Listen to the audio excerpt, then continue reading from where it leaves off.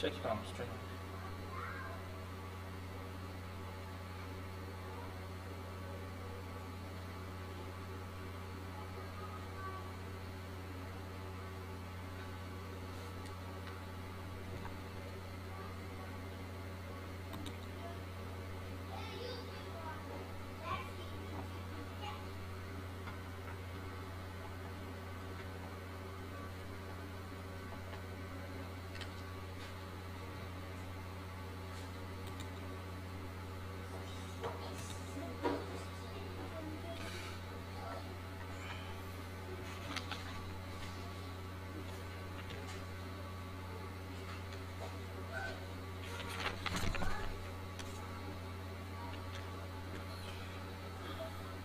Welcome back, folks. We had one or two glitches. Like I said before, this is militano.com and I am your Ombolos Tony. Militano.com is a channel that discusses wars, international relations, and opinions and the toys used in them. So today, we are examining the war in Ukraine, the war that has lasted for more than 1 year. Ukraine, Russia started a full-scale escalation of the war February 14th, 2022, which basically is a year and a couple of months now. And that has basically redefined, number one, modern warfare. Who is an underdog and who is not an underdog? I mean, if a nation as small as Ukraine can get his allies right and his war calculation very right and can hold a nation like Russia for more than 1 year. Now, that calls for rewriting of our war textbooks. We need to revisit some of the war theories and then reimagine how this war will be in 10, 20, 30, 40 years. Now, that aside, now the major thrust of this stream today will be the prelude to the war.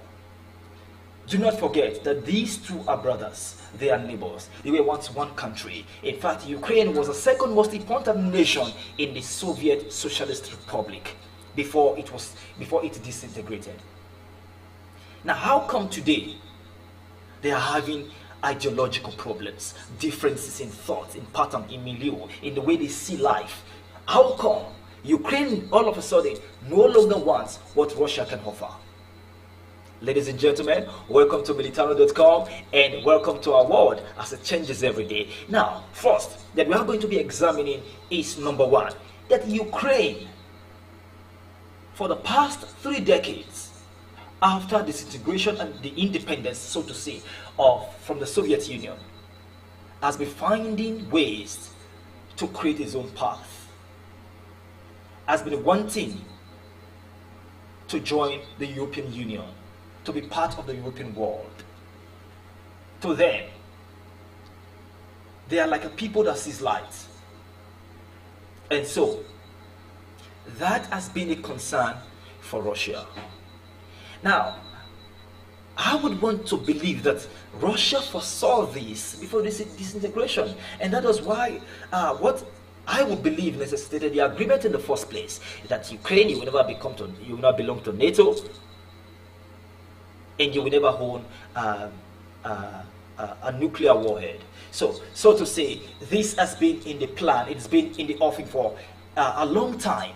So, how come 30 decades after, we are having a large-scale war in Ukraine spanning over a year? So, we get it. That why Ukraine has been wanting to be part of, the native Ukrainians has been wanting to be part of the European Union.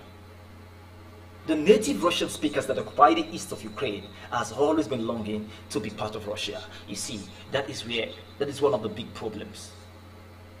So, now, number two, that we must agree that was a prelude to this war, to this big escalation, was the 2014 invasion of Donbass, by Russia.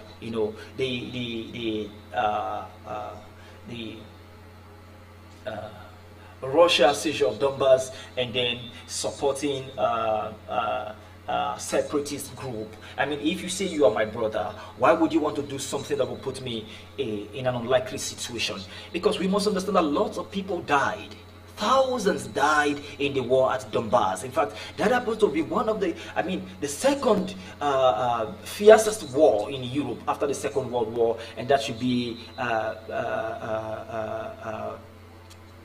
I don't know what to call it right now, but then it was a very fierce war and a lot of people lost their life, and that has built up what the Germans would call the angst in the minds of the Ukrainians.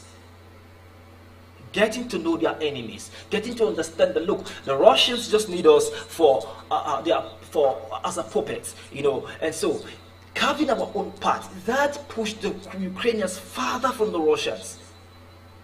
The Donbass issue, you know, that has created a palpable fear, a fear that can be an anger and fear that can be touched, you know. And also another thing is the seizure of Crimea, the seizure of Crimea.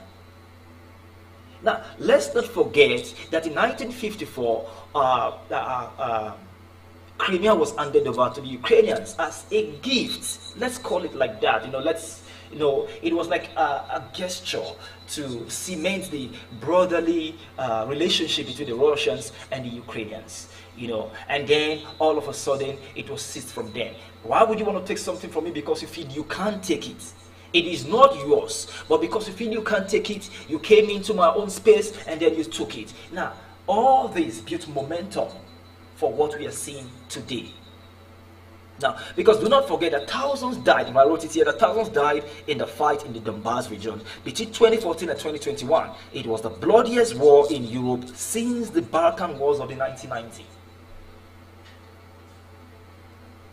So, you find that it is an issue that has dragged on for a very long time. Now, number three, why the Russians are not letting go is that Russia has deep cultural ties with Ukraine, family ties. These are brothers. They've been intermarried for centuries. You know, it is like, we're sad enough in our world today. It is brothers fighting brothers. You see Taiwan and China. You see South Korea and North Korea. It is all the same. Flowing all over the world, even in Africa. Brothers are the one fighting brothers. The Tutsis, the Hutus, you know, brothers fighting brothers. Nigerians in South Africa, the xenophobia, you know, it is brothers fighting brothers everywhere. And so you see that these guys are brothers. They understand each other. They've been intermarried for years, and Russia knows. In fact, let me make a point that you have more than 6 million Russians living in Ukraine, and that's a sizable population, a population that's bigger than a whole lot of nations, bigger than Iceland, bigger than Malta. You know, 6 million people. You know, and I say Kiev is referred to as the mother of Russian cities. It is at par with either St. Petersburg and Moscow when it comes to cultural influences. It is that important. Kiev. It's like you're looking at St. Petersburg or you are looking at, say, Moscow. So, the importance to the Russians is one of the big reasons they want to take back Kiev. You know, this may be a grand plan for a much bigger plan, you know, taking back Ukraine. But then they've taken back Ukraine, you know, because it was in Kiev in the 8th and 9th century that Christianity was brought from Byzantium to the Slavic people. And it was Christianity that served as an anchor or a springboard for the Kievan Rus, the early Slav states from which modern Russia, Ukraine, and the Belarusian draw their lineage. It is right there at Kiev. So historically, the Kiev as a place, as a city, is very important to the Russian meaning. You can't talk about Moscow, you can't talk about St. Petersburg, you can't talk about the Russian without having to mention Ukraine. And for a whole lot of Russians, a whole lot of Russians and pro-Russians, they feel it's an insult to lose Ukraine. They feel it's an insult to lose Ukraine. They feel that by force, Ukraine must become part of Russia. We will be discussing what is Putin's motive in Ukraine. But first, let's get this indices right. Why the war in the first place? Now, I talked about Russia and Ukraine before.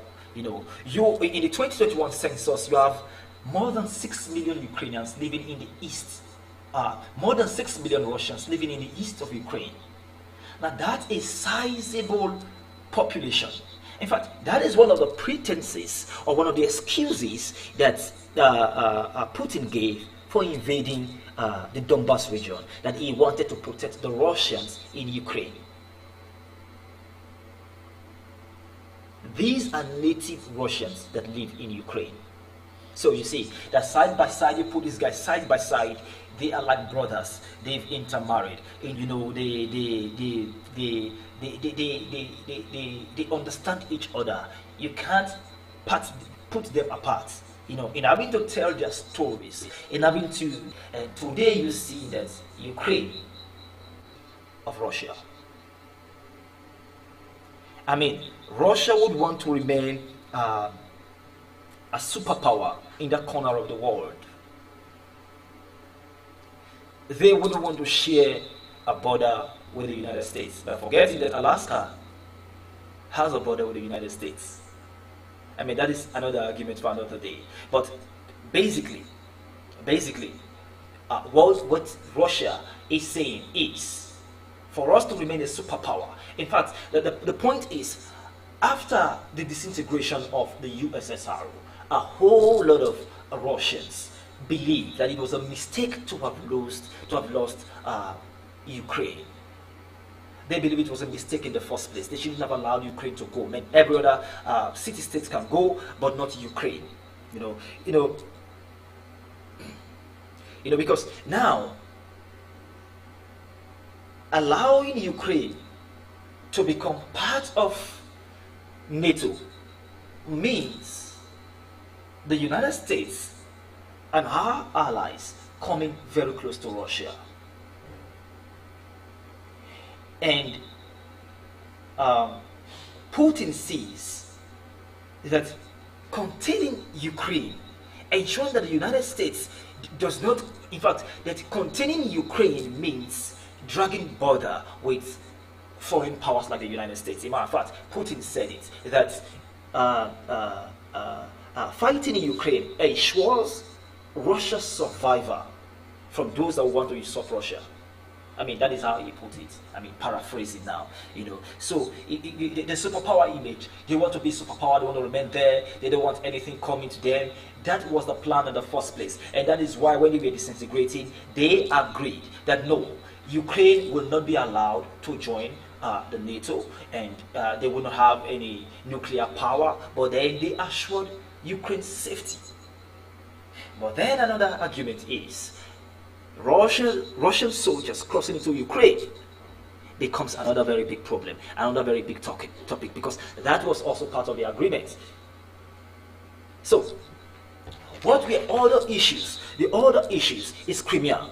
Now, it was a Soviet leader, Nikita Khrushchev, that transferred Crimea, and I said this before, that transferred Crimea to Ukraine in 1954 as a gesture, to cement the broader relationship between the Russians and the Ukrainians. They did this. But then, decades after, they begin to see this as mistakes, because after then, and the Soviet Union collapsed, Russians and pro-Russians in Ukraine and even in Crimea wanted Crimea to go back to Russia. They wanted this to go back to Russia. We'll be doing an excerpt on Ukraine sometime, and we'll be doing a chapter on Ukraine sometime soon, and I want, if whatever you've done, please try and read up on this on it, and then we can then discuss. Then what are other issues why Russia is in Ukraine today? You can't discuss nations, you can't discuss war today without discussing trade.